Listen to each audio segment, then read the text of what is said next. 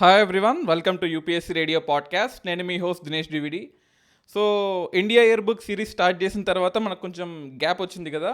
మనం ఇదివరకు ఎకానమీ డెఫినేషన్స్ని అండ్ కొన్ని కరెంట్ అఫైర్స్ కాన్సెప్ట్స్ని పేపర్ ఎలా చదవాలి వీటన్నిటిని డిస్కస్ చేస్తూ ఉన్నాం. బట్ కొంచెం గ్యాప్ వచ్చింది. Okay, we will try to fulfil that. So upsradio@gmail.com కింద ఇచ్చిన మెయిల్ అడ్రస్కి డౌట్స్ మీరు అడుగుతూనే ఉంటారు, నేను ఎక్స్ప్లెయిన్ చేస్తూ ఉన్నాను. బట్ చాలాసార్లు కొన్ని బేసిక్ డెఫినేషన్స్ని ఒక 20-30 డెఫినేషన్స్ని ఎక్స్ప్లెయిన్ చేయండి, ఒక 2 minutes 3 minutesగా ఎక్స్ప్లెయిన్ చేయమని రిక్వెస్ట్లు వచ్చాయి. సో ఐ థాట్ ఓకే, ఈ టైంలో నేను చేద్దాం అనుకున్నాను. నిన్న మనకు డిమాండ్ పుల్ ఇన్ఫ్లేషన్ గురించి డిస్కస్ చేసాం, ఈరోజు కాస్ట్ పుష్ ఇన్ఫ్లేషన్ గురించి, రేపు ఇంకొన్ని డెఫినేషన్స్.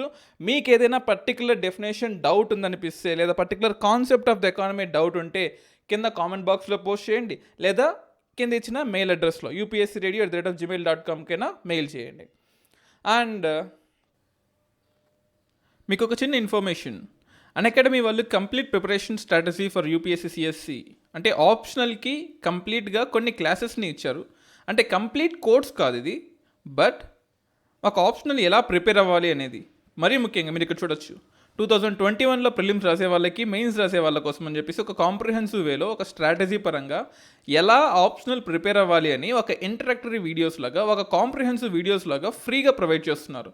ఆల్మోస్ట్ 17 ఆప్షనల్స్కి మీరు ఇక్కడ చూడొచ్చు. జియోగ్రఫీ, ఆంథ్రోపాలజీ అండ్ రకరకాల ఆప్షనల్స్, కంప్లీట్ ప్రిపరేషన్ ఆఫ్ 2021 ఎలా చేయాలని చెప్పేసి, అగ్రికల్చర్ ఆప్షనల్ ఎలా తీసుకోవాలి, మ్యాథమెటిక్స్, జియాలజీ అండ్ రకరకాల optionals, commerce and accountancy optionals అన్నీ ఎలా చదవాలి అని చెప్పేసి కొన్ని వీడియోస్ చేసి పెట్టారు. ఆ వీడియోస్ యొక్క డిస్క్రిప్షన్ లింక్ కూడా కింద ఇస్తాను. ఈరోజు మనం డిస్కస్ చేసుకోబోయేది కాస్ట్ పుష్ ఇన్ఫ్లేషన్. ఇన్ఫ్లేషన్ మీకు తెలుసు, over a period of time, సంవత్సరాలు కావచ్చు, 10 సంవత్సరాలు కావచ్చు, ప్రైస్ ఆఫ్ ద కమాడిటీ పెరుగుతూ ఉంటుంది. మనం చిన్నప్పుడు దోశ 2 రూపీస్ 3 రూపీస్ ఉండేది, కానీ ఇప్పుడు 40-50 రూపీస్ ఉంది. ఇంకో 10 years అయితే అది 100 రూపీస్ 200 రూపీస్ కూడా అయ్యే అవకాశం ఉంటుంది. Commodity same, quantity same, but the price keep on increasing. మీ అందరికీ డబ్బులు వస్తున్నాయి, మనకు డబ్బులు వస్తున్నాయి, ప్రపంచం మొత్తం డబ్బులు వస్తున్నాయి, కాబట్టి మనీకి ఉండే వాల్యూ డిమినిష్ అయిపోతూ ఉంటుంది. సో వాల్యూ తగ్గిపోయినప్పుడు వాల్యూమ్ ఎక్కువ కావాలి కదా మనకు. సో అలా మనం ఇన్ఫ్లేషన్ డిస్కస్ చేసుకోవచ్చు. కానీ ఆ ప్రైస్ అనేది ఎందుకు పెరుగుతూ ఉంది ఇది చూసుకోవాలి మనం. 2 రకాలుగా పెరుగుతుంది. ఒకటి డిమాండ్ సైడ్ నుంచి, ఎక్కువ మంది మాకు కావాలి అని అడిగినప్పుడు ప్రైస్ పెరుగుతుంది. ఫర్ ఎగ్జాంపుల్, ఏదైనా ఒక మొబైల్ ఫోన్ కానీ, ఒక ఫ్రూట్ కానీ, లేకపోతే శానిటైజర్ కానీ ఎప్పుడూ లేనంతగా ఒకసారిగా డిమాండ్ పెరిగితే ఏమవుతుంది? Obviously price of the commodity increase అయిపోతుంది. బికాస్ డిమాండ్ ఉంది కాబట్టి నేను పెంచుతాను. లేదా ఇంకో కేసు ఏంటి, సప్లై ఆగిపోయింది అనుకోండి, అక్కడ కూడా ప్రైస్ పెరుగుతుంది కదా. నాకు వచ్చే సప్లై సరిగా లేదు, నాకు ప్రొడ్యూస్ చేసే దగ్గర కాస్ట్ పెరుగుతూ ఉంది, లేబర్ ఖర్చులు పెరిగాయి, పెట్రోల్ ఖర్చులు పెరిగాయి, ఇలా XYZ ఫ్యాక్టర్స్ వల్ల కూడా ఒక గూడ్ యొక్క కమోడిటీ పెరుగుతూ ఉంటుంది.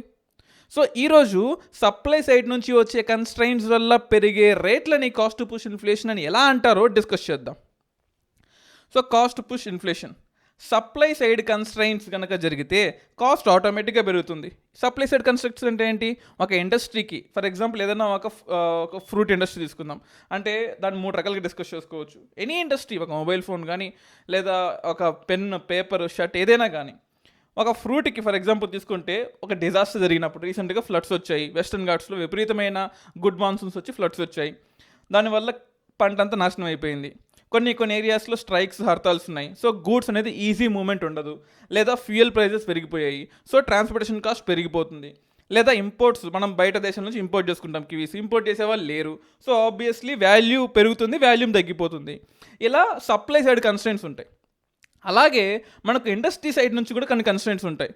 అంటే ట్యాక్స్లు గవర్నమెంట్ పెంచింది, ఇప్పుడు ట్యాక్స్ ఎవరి దగ్గర లేవు, అంటే ప్రజలు ట్యాక్స్ కట్టే పొజిషన్లో లేరు, ఇండస్ట్రీస్ నుంచి ట్యాక్స్లు పెంచాలని ట్రై చేస్తుంది. అలాంటప్పుడు ఇండస్ట్రీకి కూడా డబ్బులు ఎక్కువ ఖర్చు అవుతాయి. దానివల్ల ఏమవుతుంది? అవుట్పుట్ వాడి దగ్గర, అంటే కొనేవాడు ఎవడైతే ఉన్నాడో, కన్జ్యూమర్ ఎవడైతే ఉన్నాడో వాడి మీద బర్డెన్ ఎక్కువ పెరుగుతుంది. సో ఇవన్నీ కూడా సప్లై సైడ్ కన్స్ట్రెంట్స్ అనమాట. ఈ సప్లై సైడ్ కన్స్ట్రెంట్స్ వల్ల వాల్యూ కనుక పెరిగితే దాన్ని మనం కాస్ట్ పుష్ ఇన్ఫ్లేషన్ అంటాం. అప్పుడు ఏం చేయాలి? గవర్నమెంట్ కానీ బ్యాంకులు కానీ ఏం చేయాలి? గవర్నమెంట్ అనుకోండి ఫిస్కల్ పాలసీ, బ్యాంకులు అనుకోండి మానిటరీ పాలసీ, ఈ ఇద్దరు అంటే ఆర్బీఐ కానీ గవర్నమెంట్ కానీ ఈజింగ్ చేయాలి. ఈజింగ్ అంటే ఎలా చేయాలి? బ్యాంకు మోర్ మనీని లెండ్ చేయాలి పీపుల్ దగ్గరికి, లేదా ఈ కన్స్టెన్స్ ఎక్కడెక్కడైతే ఉన్నాయో గవర్నమెంట్, ఫర్ ఎగ్జాంపుల్ ఒక బ్యాంకు ఫ్యూయల్ ప్రైజెస్ని కంట్రోల్ చేయలేదు, ఒక బ్యాంకు స్ట్రైక్స్ ఆపలేదు, ఒక బ్యాంకు ఫ్లడ్ ఆపలేదు, కానీ ఈ సప్లై సైడ్ కన్స్ట్రైంట్స్ని గవర్నమెంట్ ఆపగలదు.